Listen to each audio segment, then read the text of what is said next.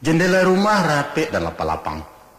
Iko selain dari untuk kesehatan, juga satu isyarat bahwa orang Minang berpandangan luas, lapang kiro-kiro.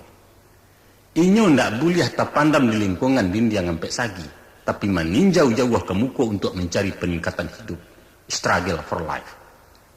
Di bawah pintu nan lebar tetagak tanggo sampai turun. Silahkan keluar rumah, pailah karanta orang. Tapi jalan selangkah maduk surui pinang sabatang ke pedoman buyuang pulang isyuan. Karatau madang di ulu babuah babungo balun. Marantau hujang di ulu di rumah baguno balun. Kalau nak menjadi orang baguno, tinggalkan kampung sementara. Nanti kalau lah sarek kepalo jo pengalaman, lapanuah dado jo iman saku jo pikih bagasaknyo, maka pulanglah. Bangun kampung jo nagari, bina adat jo agamo, ciptakan masyarakat sejahtera di bawah ridha Allah. Banyak sungguh ajaran nan terkandung dalam bantu jo gaya rumah gadang kemenakan. Alun pulo kita kaji apa maknanya atau ijua. Ijua nan basusun samu maunjua batulang juli disaga. Lantainya lantai pelupuh nan pacah hendak bersibak. Sasaknya bajalin bakulin dan rangkiang indak berjanjang, kemuniang di sudut laman pudiang ngamih balik bertimba dan lain sebagainya. Namun yang penting bana dipahami adalah pendirian dan prinsip dalam hidup. Kalau dikana dipikir-pikir, sebagian besar wilayah Minangkabau terletak di kawasan pegunungan, di dataran tinggi rawan gampo. Tapi jarang rumah gadang dan rabah ulah dek gampo dan mahoya. Malah rumah batu dan sapuk-sapah. Apa sebabnya tu? Sebab nan pertama, tunggak-tunggaknya terletak di sandi batu picak. Kemudian setiap pertemuan kayu dihubungkan dek punco dalam pemaitan dibantu jo pasak dan guyah makanan toko. Maka nyampang di suatu masa datang gampo nan sadaro. Nyotibo hujan nan sadabak mengamuk ribut dalam badai. Maka rumah baguncang hebat dihampir kekuatan dari luar. Di saat suasana gawat ikolah bamainyo tunggak di sandi. Inyo terpasu berpindah tagak sesuai jo kanda urang. Tapi alun cukui kebijaksanaan tunggak sajo menyelamat ke rumah. Kesado orkan rumah gadang mesti menari kompak menurut irama bunyi gandang. Di siko pasak pegununyo, kinilah punco dimainkan. Tula ansua mencari arah, elo surui indak maurak dinarumi itu ketenggang. Nah, coba bayangkan. Apa nan kata jadi sekiranya tunggak talamun dalam tanah. Jopaku rasuak laki ketan tekabe arek parang ketunggak. Pendirian nan kaku membatu sifat egois kari kepalo jelas akan merugikan. Oleh sebab itu, di saat-saat tertentu sikap lentur diperlukan. Mesti fleksibel, luas dan toleransi.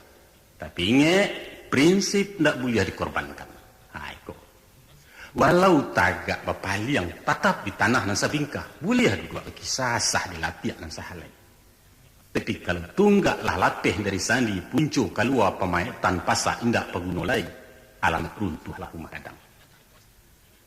Sekadar menyesuaikan diri, badayuanglah sambu juarwi. Bahaya menyusangarwi, tapi juga usah tabawani. Silahkan roda berputar menurut liku lekok jalan. Nan perlu dijago, sumbu salah pindah. Kok tak pasu masukkan kambing bebek lah. Tapi jangan jadi kambing. Bagurulah keperluan. Biarpun diamnya dalam lawi, namun dagingnya berpantang asin. InsyaAllah. Ndak hujan nantak kata dua, ndak parang nantak keucok. Betawitlah kiambang bak sembulo, salapeh di dua kesubarang. Angku di sana dan kemenakan. Untuk melengkapi uraian kami tentang pembentukan pribadi seorang putra Minang. Para lu rasonyo kita tidak wagak sakete tauladan nan simpan pada permainan rakyat di Minangkabau. Salah satu permainan anak muda nan paling populer sampai kini adalah bermain alang-alang. Tidak sama jadi daerah lain. Di siko alang-alang bukan untuk diadu. Tapi batan yang rancak, basi gagah, basi tagak tali. Biasanya alang-alang dan lasa akan dijauhi orang. Suatu isyarat bahwa orang awak tidak gemar bercakap. Orang bagak nama handalkan buku tangan tidak dapat tampik di tanah Minang. Kok manang sifatnya sementara. Dan dicari adalah orang yang pandai mengabik juta libudi, bukan juta libadia. Dan merah ialah sagu, dan kuliah ialah kendi. Nan indah ialah basu nan bayak ialah budi. Coba kita perhatikan. Tak kalau buluah kedirawi dipilih nambah sambilu di bawah buku ruehnya. Artinya berprinsip punya latar belakang pendirian dan kokoh. Tanpa itu sio-sio menantang angin. Kemudian lidih duku semua panjang. Ditimbang-timbang semua barik baru dibantu kapak-kapaknya basangkuikan di batang lurus. Sudah tu dipasang karateh semua tagang lakik taraju tali tigo di bawah ke tanah lapang. Maka kalau agak juagi hendak setimbang suok jukida hendak sauku taraju senjang salah alamai alang-alang tak kananya walau balah kencangannya. Mengkasihnya adil dan jujur. Keadilan dan kejujuran merupakan standar kemanusiaan. Sebelum nalang-alang dinayakkan pareso tali juang pangkang. Antahadu kus di tengah mungkin kubuhuan atau bandang tagang salampi. Apa mana? Teliti sebelum memulai suatu pekerjaan. Adukan checking up dan recek di lapangan. Kok tapaso kaputih juo, usah karena uleh nambah kicuah jandek talikan dua sabalah. Tapi basuo karena Allah bercarai karena untuang sasa dan indah adolai. Sarancak-rancak alang-alang, saya dari hangin diatih, tensano indak dianjuangkan haram berpantang minyak surat. Mungkasihnya muti ado deking jasa daram. Contoh, pengalaman karajo lain, ijazah ado surek keterangan cukui. Tapi kalau koneksi ndak ado di belakang, jangan diarok lamaran ke diterima orang. Di Sulu mana aja piti banyak umpan nabi kan tak dapat. Ndak percaya, cuba kan. Sesudah alang-alang didanyakan. Pandai-pandai main di bawah. Tiba angin menggajuju lualah tali di gumpalan. Kok angin sedang mengandua pului ibadiak pangka. Tapi kalau angin kancang tali disentak, putih. Angin lamah di loro-loro marau beliau dari rimbo. Bijaksana. Baik situasi capek bertindak. Seumpama mahadoi orang bungkuat sejangka. Kok darahnya saja naik emosinya malatui-latui. Palapeh gak sebentar. Kuasai diri, tekan perasaan tapi pendirian usaha. Beko, kalau berangnya lah mulai rado, angoknya barang suah turun baru tiba giliran nawa. Lapeh rem masukkan gigi sudah tulanya ugas sabi-abi. Dan kedinge setir ndak boleh dicayahkan. Bayo. Ketika malah pelang-alang, jangan lupa memberi kuah panjang. Atau kalau balang-alang ponggeng ngagiah dengan danguang di kepalanya. Dan sanu inyo ndak bababan maku badannya ringan di udara. Puta suok balian ke kida tali tarantang di sawonyo pucuk karambia di sembanyo tampan kecarai di gumpalan. Baik tujuh tabiat manusia aku. Apabila orang tidak punya tanggung jawab dalam hidup, biasanya berpikir sekali lancung melangkah seorang lompatan awayu-wakia nak dikana. Maka tanggung jawab merupakan alat nan mengatur keseimbangan dalam jiwa ibarat radiator mesin oto. Yakinlah, sanekat-nekat urang kamangamua, takana ranggai latuo penyakitan. Amak paja sedang bababan si buyuang dalam sekolah si upiak beranjak gadih anak nang ketik sediang lasak. Pasti orang mencapik pisau. Cawalah. Apalagi tabayang nusa nak mudu marando puluh. Kamanakan dua bertiga, mamakan dua kadapik malu, baku satu kena lacak. Mungkin tiba di mana seketika tujuh. Tak ucap menyeru nama Allah. Entah ku gila dalam depasi ada satu kami tentang itu. Sesudah tu kemanakan. Nan paralu benar jago dalam balang-alang. Usah dihabiskan banang di gumpalan. Itu penting kok. Kok saulah bana paranganyo. Lenggang sararak di udara gilo mau kia-kia langit. Tapi banang nan agak tiga lilik tinggalkan juga di gumpalan. Iko gunanya keserak. Mana tahu beko.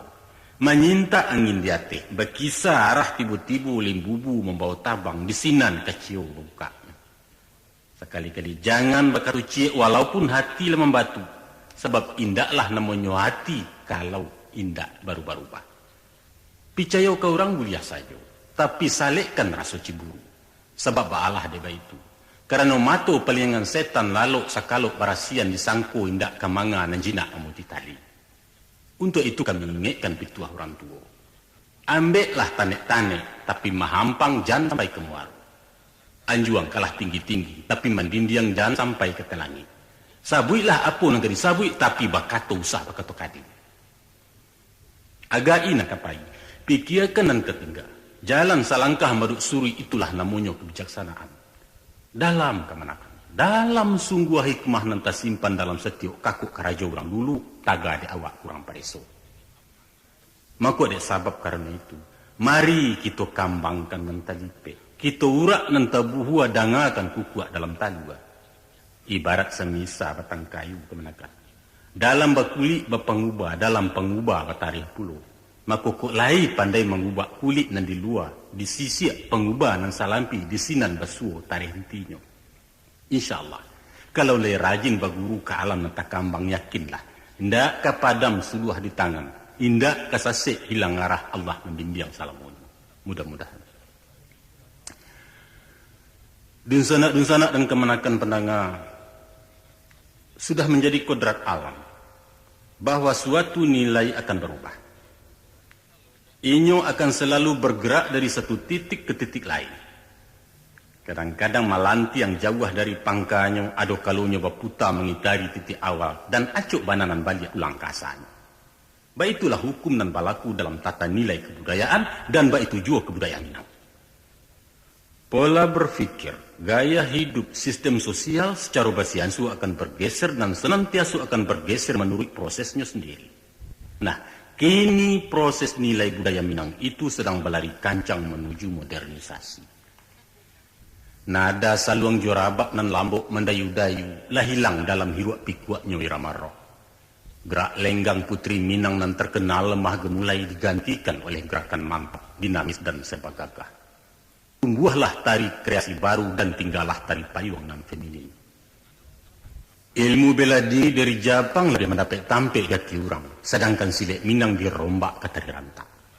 Kari siak ndak laku lai, tali juak lalamu hilang apulai kelupak batu yang kini plastik nan pegunung.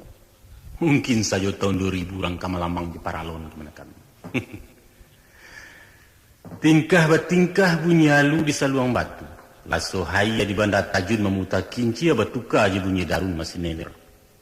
Padati lalangka parian masuk museum cupak menjadi barang antik. Sampai kepada tabah musaji pun dipensiunkan oleh mikrofon sebagai hasil teknologi canggih yakini. Ya, semuanya tinggal kenangan. Semuanya tinggal renungan. Sayonara buat Minang dengan segala kebekuannya. Dusanak dan kemana? Apa nan tadinya dipandang elok, hari kini lah kurang elok. Barisuk makin tak elok, mungkin nanti bertambah buruan. Atau barangkali juga akan barulang menjadi elok, seumpamu barulangnya model galembong menjadi sawah di kota. Mungkin, dan itu serba mungkin. Sebagai makhluk budaya nan tagak di garis edar modernisasi, kita satu taseret. Dan kalau ndak nemu pai, tinggal surang. Ambo, Anda, kita, bahkan siapapun orangnya mestikan yelo. Setidak-tidaknya tak guncang mati di dalam keraguan. Secara sportif diakui bahwa kita kini sedang di simpang keraguan. Kita berada di jalur transisi. Sikon ikolah namanya menyebabkan kita kadang-kadang menjadi munafik. Coba lihat. Kita membangga-banggakan rumah Bagonjong. Di mana-mana Bagonjong. Sajak dari gapura gerbang desa, taruh kepada kantor-kantor pemerintah dan swasta, hotel dan restoran, sampai pun gerobak sate Bagonjong. Tapi dima orang kini nan membangun rumah Bagonjong untuk tempat tinggal. Dima. Bahkan nan basuh rumah gadang lama diruntuh berganti di rumah batu. Kenyataan bukan? Di kalangan masyarakat modern kini nangko, kita temui beberapa sikap sumbang orang awak terhadap doktrin adat. Sikap nan mesti dipertimbangkan kembali. Antara lain, ada sekelompok orang. Golongan iko nampaknya ahli dalam adat. Pengetahuannya dalam, papatahnya lancar, penjabarannya padat. Pidato pesambahan ba'aye dia isi tambo apa dimencuang. Adat besani syarak besani kitabullah muka suiknya macam kok. Dan itu bak nangko, dan niko bak itu. Kalau didebat namu apa tagang urelihi dan ninyo mesti mana. Tapi kalau dibawa ke forum resmi beliau anggan. Boleh beraja, tapi berukun bersyarat bertandu berupu. Sadiukan baris secupak pisau sebilah berkain bahaya hitam dan lain sebagainya. Kesudahannya timbul kesan bina muda-muda. Kalau mamak kita kusam pilih. Ceke. Kesannya menimbulkan antipati sama sekali. Taruhlah karena itu haknya. Tapi nan marusak banang, ialah ndak nampaknya kebesaran adat di pribadi orang cedek pandai. Tutua kato, perilaku, karenah dan galagatnya menyimpang jauh dari falsafah adat dan luhur. Ndak sinkron antara perkataan dan perbuatan. Samo jo Tuan Sudong Ogranya ulama Pelando. Beliau alim tapi imannya kosong, amalnya ampuh. Beliau rusak dan merusak, hilanglah citra Minang di medan pergaulan umum. Itu cie itu. Ada pula suara ekstrim dan murtad. Kebanyakan dari kelompok intelektual. Katanya macam kok. Untuk apa Minang? Untuk apa adat-adatan? Toh kitulah melebur dalam satu wadah kesatuan nasional. Kitu hanya loyal ke undang-undang, bukan kepada aturan-aturan relatif primitif. Kampung Halamang bukan hanya sabat teombak na badabua ke Sikilang Ayabangi atau antara durian di Tekuk Rajo ke Sialang Melantak Basi, tapi antara Sabang ke Maroke. Seluruh suku-suku di Indonesia ku samu, kebudayaannya samu, kitu samu-samu banawang di bawah Garuda Pancasila. Namun beliau ndak berani menghapus sebagian kalimat di kaki burung Garuda itu. Coba rubah Bhinneka Tunggal Ika menjadi Ika sajonan artinya satu. Untuk apa Bhinneka cantumkan? Barangkali nyo lupa bahwa Bhinneka nan lain-lain itulah nan dituangkan menjadi cie. Pengertian Bhinneka Tunggal Ika adalah yang banyak disatukan yang satu dari yang banyak dengan tidak menghilangkan identitas masing-masing. Begitu kan Om? Salah kaprah dalam pemahaman. Kemudian ada pula nan ulama. Beliau wapitua. Doso gadang mentaati ajaran adat. Adat itu buatan orang musyrik, orang-orang Hindu dahulunya. Sebagai muslim kita hanya wajib berpedoman kepada Al-Quran, kitab nan mengandung peraturan hidup dan kehidupan umat. Tinggalkan adat kalau tidak namu menjadi kapia. Kebetulan ada seorang remaja yang bertanya ke Buya aku. Katanya, jadi menurut pendapat orang Minangkabau ko lah kapia sedualahnya. Wah, beliau berang bukan main. Nan dibangikannya dek karena dipawa ang tadi. Ambo kulah tua dan ambo bagala tawang katanya. Beliau tidak menyadari bahwa waang itu artinya anda dalam bahasa Indonesia dan anta dalam bahasa Arab. Tak patut sebenarnya berang loh. Dan gala itu tak lain dari panggilan kehormatan menurut adat. Bukan dari agama atau sultan-menyutan tuh. Ya enggak? Sesuatu yang lucu memang. Tapi lucu dan tidak menggalakkan. Batangnya dirambah-rambah, buahnya disapa-sapa. Kemudian bersuah puluh dalam masyarakat awak orang-orang nan fanatik butuh kepada Minang. Jadi kebalikan dari yang tadi. Bahwa seluruh tata krama, norma-norma, hukum dan apa saja yang digarikan adat adalah sesuatu yang tak boleh dibanding, sesuatu yang mutlak. Siapa membantah kekanai kutuak bisa kawin, kata hendak berpucuk ke bawah, hendak berurek di tengah di dari kumbang, atau ke bukit hendak dapat angin, ke lurah hendak dapat air, ke padang hendak dapat rumput, bagantuang hendak bertali berpaku jawang-awang. Pendeknya asah dikatakan adat layo tu turui, usah bersih banyak tanya, karajo kan saja. Kalau waduh perlawanan adat jo syarat dalam hukum, maka tinggalkan syarat pakai adat. Alu agama tidak diturut kalau tidak dimakan patri. Itu sebabnya mereka perai sembahyang luar karena sambah menyembah sudah. Berapa banyak hak anak yatim diperkosa. Peninggalan almarhum ayahnya diberikan ke kemanakan karena pusako turun dari mamak ke kemanakan, bukan dari ayah kepada anak. Tidak peduli. Peraturan apapun disanggah demi tagaknya adat di negara.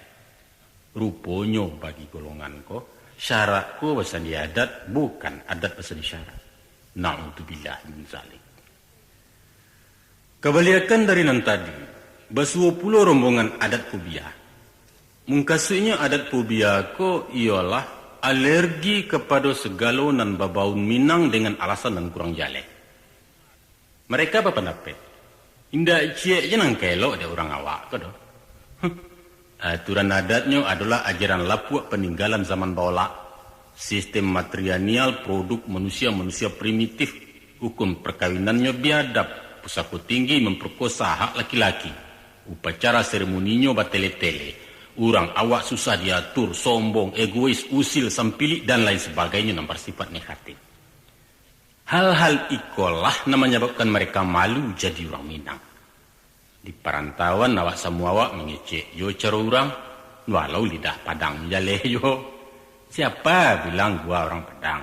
Ndak ada saja itu, aku ni orang Indonesia ni. Oh, parah. Rumah ranggayang lah runtuh di kampung tu. Ditembak patu yang baru tahu. Ndak aku rasa ngawak. Kadang-kadang mereka dojo nembalinduang di balik namu. Maka batukalah Suardin ke Suwarno. Aduh gadis tetangga ambo nan takwi bana ketahuan orang awak.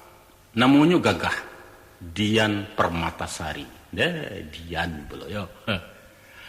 Pajaku mengaku orang Manado. Padahal ambo tahu bana nama aslinya. Namanya Rosdiana ke pajaku. Si Rosdiana ku anak Sultan Parmato mandehnya Saripah. Kini Dian Permatasari. Gue coba dak sosok. Tapi aneh bin ajaib. Jangan cuba-cuba mengatakan mereka aku ndak beradai, namun membunuh. Sebenarnya di hati teteknya tetap mencintai Minang. Kalau PSP main di Senayan, tagak di Padang walaupun kalah. Kawinnya ndak basuntiang dan di kamarnya tergantung almanak bergambar ngaresiano. Mereka mengagumi Minang dengan segala keagungannya. Benci tapi rindu. Itulah kriteria yang paling cocok untuk si Padang macam itu. Kasihan. Nah, ikonan terakhir walau bukan yang paling akhir. Kini orang berabui juga lah datua. Ke kampung pulang baondoh baralik bagadang-gadang membuang dana berjuta-juta. Diundang pejabat, dihadirkan wartawan. Mahujan belief tukang foto itu pun kamera syuting film video. Pakaiannya jangan kata galai. Lagaknya Allahurabi mengalahkan Pangeran Charles dari Inggris. Ledidainya pun menobatkan jadi bundukan luang. Tapi apa nanti jari sesudah lapiak baguluang kemanakan.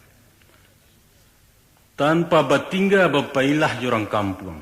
Sebelum diketahuinya lantak supadan pesaku tinggi. Kenal pun nalun jo anak buah rombo rakyatnya. Beliaulah cigin naik sedan menuju ranah perantauan. Tinggallah Minangkabau di Lampuk Kabui Rodauto. Tapana anak kemanakan mencelik pengulupai entah pabilo kepulangnya. Apa sebenarnya yang dicari beliau kok? Tuah, kemegahan dan gengsi, lain tidak. Hanya sebagai pelengkap dari titelnya nan baliri di ujung di pangkanamu. Atau sekadar menunjukkan kepada koleganya dari Jawa bahwa beliau juga keturunan berdarah biru bangsawan tinggi dari Minang. Syukur-syukur saja kalau Datuk Kitoko lain melihat mengong warganya di perantauan. Tapi jangankan beliau ke Batandang ditandangi pun susah. Alun ke mampir ke rumahnya anjing yang dipagala menyala. Pembantu mencogok di balik kaca sambil bersorak. Enggak terima tamu, bapak lagi tidur. Oh, nasib. Diundang memperkatakan kampung, beliau sibuk, seminar lokakarya, nak berbincang-bincang soal adat, jangan diarok. Jangankan kamu menyelidiki tamu, basuh awak pun beliau ndak habis.